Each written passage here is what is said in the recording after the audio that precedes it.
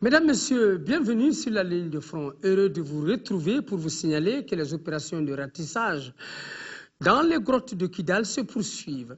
Du côté de Gao et de Tombouctou, nos hommes continuent la dépollution, de même que vers le fuseau ouest jusqu'à la forêt de Ouagadougou. La cité des Askia vient d'accueillir la toute première mission gouvernementale depuis la libération de la ville. Le ministre en charge de la décentralisation y a séjourné à la tête d'une importante délégation. C'est ce que nous signale sur la ligne de front à Gao, Daouda Sidiki Diarra et Massa Doumbia. Près de 2 mois après sa libération du joug des terroristes, la ville de Gao reçoit la toute première mission gouvernementale. Les ministres en charge de la décentralisation est venu échanger avec les populations de la cité des Askia et saluer leur courage face au Moujao. Au cours d'une rencontre avec les cadres de concertation, des représentants des notables et des femmes, le gouverneur de la région a fait le point de la situation sociale et économique à la délégation ministérielle. Des activités administratives avec la présence effective de tous les préfets à mes côtés depuis le 18 mars dernier. Il demeure cependant que les conditions de vie et de travail sont très précaires en raison de l'état de destruction totale de toutes les infrastructures publiques. Le chantier de reconstruction, de réconciliation et de la cohésion sociale est certes immense, mais pas au-dessus de nos capacités. Dans cette mission, le ministre est accompagné par la conseillère politique de l'état-major de l'opération Serval et le député de Bourema. Parlant de la situation sécuritaire, le ministre a invité les populations à collaborer avec les forces présentes. C'est la collaboration des populations qui peut aider les forces françaises, les forces tchadiennes, les forces du Mali à nettoyer convenablement la zone. Donc votre rôle est déterminant à ce niveau. Autre message fort à l'endroit des populations, c'est la réconciliation des cœurs et des esprits, ainsi que la tenue des élections de juillet 2013. En tant qu'État, nous sommes condamnés à vivre ensemble. Et pour vivre ensemble, il faut qu'à un moment donné, on s'asseye, se dire toutes les vérités. Et celui qui doit être jugé, qu'il soit jugé. Pardonner ne veut pas dire qu'il n'y a pas de justice. Nous estimons que si certaines conditions étaient satisfaites, au plus tard le 8 août, nous allons finir avec la transition. Et le député de Bourem d'ajouter qu'il faut respecter les droits de l'homme. Si vous connaissez des gens qui ont caché des armes quelque part, il faudrait que vous les dénonciez à l'autorité, mais que vous ne vous fassiez pas vous-même justice. Le ministre avec sa délégation s'est rendu chez le président de l'Assemblée régionale de Gao. Ici, il a présenté les condoléances du peuple malien à cette famille suite au décès de Alouata Oulbadi, 3e adjoint au maire de la commune rurale de Tarkinta. Il était le chef des Kunta qui a été enlevé par les terroristes et battu à mort. Restons à Gao pour signaler que les populations ont apporté leur soutien à l'effort de guerre. Des bœufs et du thé viennent d'être remis aux forces armées et de sécurité. Retrouvons Daouda Sidiki Diarra et Massa Doumbia. Les populations de la commune rurale Soni Alibert jouent leur partition dans la lutte contre le terrorisme. Comme contribution à l'effort de guerre, cette commune vient d'offrir 10 bœufs aux forces présentes à Gao. Ainsi, Français, Nigériens et Maliens sentiront une amélioration dans le menu de leurs repas. Après avoir remercié les populations pour ces gestes, le général Mamadou Adama Diallo les a invités à collaborer avec ses forces de défense afin que Gao retrouve la paix. Il a invité les populations à la retenue et à ne pas faire d'amalgame. Dans les mêmes ordres d'idées, les groupes de femmes Koren Ben et Lafia du 7e quartier Sosokoyera de Gao ont fait un geste symbolique en offrant du thé, du sucre et du lait aux forces de défense. En 6e région, Tombouctou, l'armée nationale continue la dépollution. Les opérations de ratissage sont en cours présentement du côté de Diré où les jeunes collaborent avec satisfaction à la sécurisation de la ville. À preuve, ils viennent d'arrêter une dizaine de terroristes remis aux forces de sécurité. Adama Djimdi. Pour sécuriser les populations de la 6e région, le commandement militaire n'a pas lésiné sur les moyens logistiques. 4x4 jeeps et autres ambulances médicalisées sont mobilisés. À bord, des soldats déterminés à traquer l'ennemi. Ratissage dans la brousse aussi bien que dans les campements nomades. Nous sommes ici sur le site de Tintilout, à quelques kilomètres de Tombouctou. L'armée est venue pour 3 raisons. Premièrement, remercier la population de Diré qui agit dans le même sens que l'armée. Et cette population même a eu à prendre 3 djihadistes et nous appeler pour venir les récupérer. Et 2 autres qui ont été envoyés à partir de Diré. Donc remercier et le dire encore une fois, seul le soutien et la collaboration franche de la population et l'armée peuvent nous permettre de mettre la main sur les supposés djihadistes. Et une autre démarche, c'est voir notre capacité d'intervention à partir de Tombouctou ou de Gounam, en combien de temps nous pouvons intervenir pour sécuriser davantage la zone de Diré et environnant. Et troisième, inviter la population. L'ennemi s'est éparpillé et s'attaque de façon générale aux commerçants lors des foires. Donc, que les gens voyagent avec le strict minimum, de ne pas amener tous leurs sous et pour éviter que d'autres éventuels braquages de ces bandits. Notre préoccupation, c'est toujours la sécurité. Il faut que ça soit renforcé de plus. C'est comme vous l'avez vu, hier soir, il y a eu des coupures de route. Donc c'est de ça que nous on craignait. Il y a des gens jusqu'à présent qui opèrent peut-être la nuit tardivement. À Diré, les forces maliennes ont été accueillies avec fierté pour la mission accomplie. Le maire a offert au nom des différentes communautés 500 000 francs pour manifester sa reconnaissance aux efforts de libération.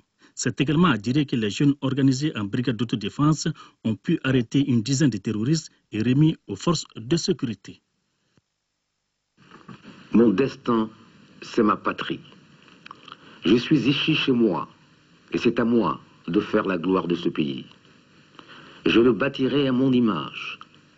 Il sera le plus beau, le plus chaud, une terre d'accueil, d'hospitalité, d'humanité, une terre de réconciliation. Ma chère patrie, je ferai de toi la plus enviée du monde. Du côté de Tombouctou, le ministère de l'Action humanitaire et de la solidarité avec les personnes âgées vient de procéder à une distribution de vivres dans la ville. Ce geste, au dire de notre correspondant permanent sur place, est arrivé au bon moment. Yaya Tandina. 5 tonnes de farine, 10 tonnes de sucre, 50 bidons d'huile, 400 sachets de farine enrichie, des cartons de lait et 1 tonne de sel destinés aux populations du cercle de Tombouctou. Ce geste du ministère de l'Action humanitaire, de la solidarité et des personnes âgées est une réponse aux doléances soumises par le comité de crise lors de la visite du ministre à Tombouctou.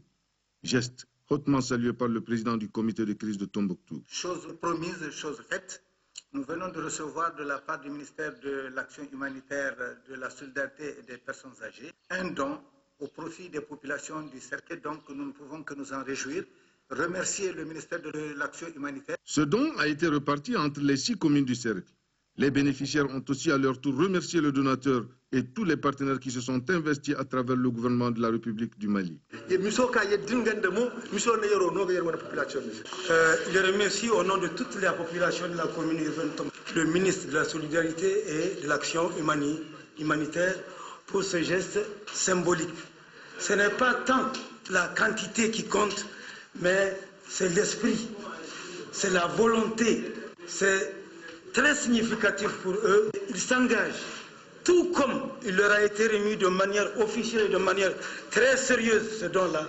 Ils vont se charger de les remettre à qui de droit dans les mêmes conditions. En prélude à ce geste, le gouvernement du Mali, à travers le ministère de l'Action humanitaire, de la solidarité et des personnes âgées, avait motivé les partenaires qui ont aussi assisté les populations de la région de Tombouctou. Du côté de Ségou, la Confédération syndicale des travailleurs du Mali, CSM, au niveau régional donc, a remis la somme de 703 205 francs au gouverneur de Ségou.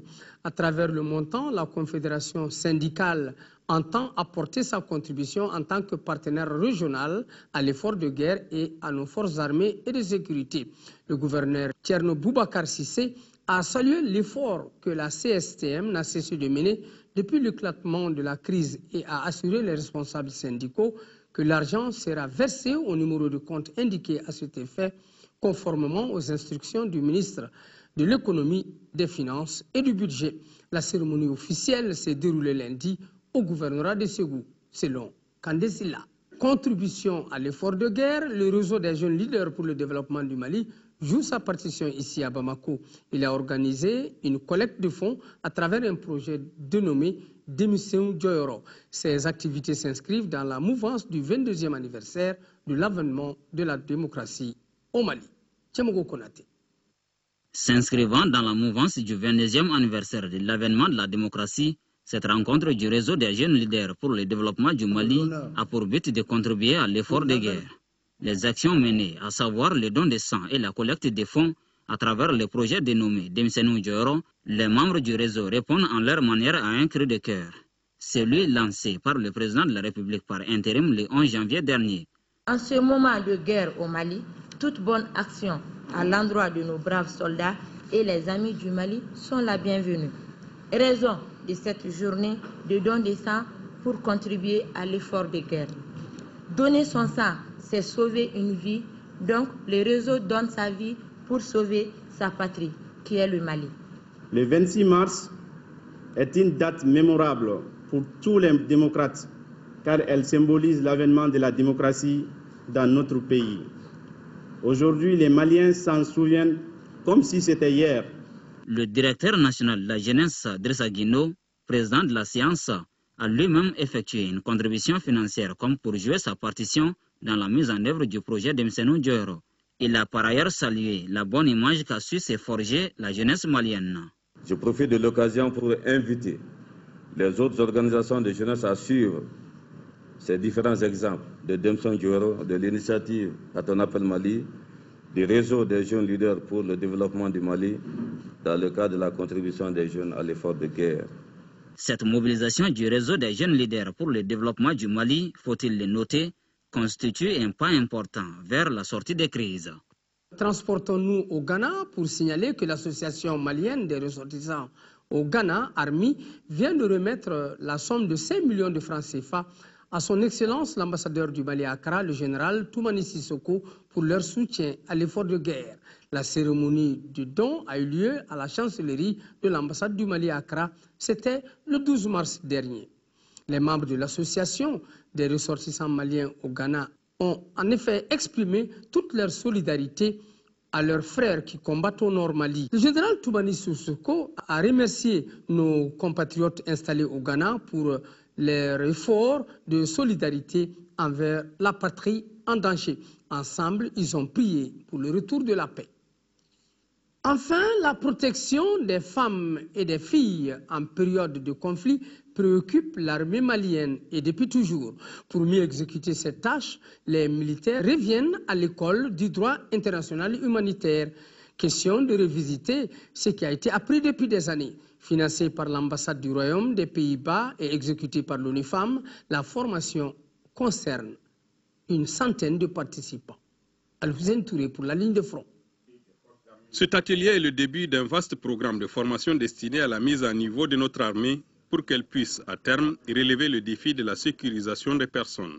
Ce premier atelier vise à outiller les combattants avant de les projeter sur le champ de guerre. Pendant toute une journée, vous allez apprendre, partager, débattre et faire vôtre le respect des femmes et des filles dans la nouvelle société malienne.